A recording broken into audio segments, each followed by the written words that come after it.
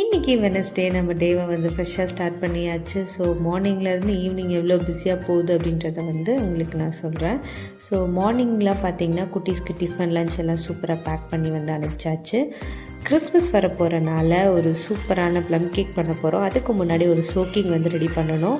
அதுக்கு பார்த்திங்கன்னா நம்ம வீட்டில் இருக்கக்கூடிய நம்ம ஈஸியாக கிடைக்கக்கூடிய பொருளை வச்சு தான் பண்ண போகிறேன்.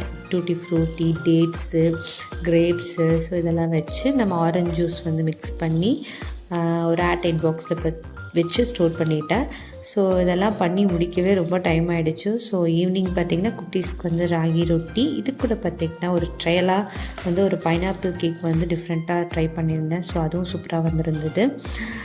அந்த ப்ளம் கேக் பார்த்திங்கன்னா ஒரு 3 days வந்து நல்லா சோக் ஆகணும். அந்த ஜூஸ் எல்லாம் வந்து அதை அப்சர்வ் பண்ணிக்கணும் அந்த ட்ரை ஃப்ரூட்ஸு. ஸோ அதுக்கப்புறம் பண்ணும்போது தான் அந்த கேக் அவ்வளோ சூப்பராக இருக்கும். பட் ஒரு 2-3 days வெளியே வச்சுக்கலாம். அதுக்கு மேலே வச்சுக்கூடாது, ஃப்ரிட்ஜில் ஸ்டோர் பண்ணிக்கலாம்.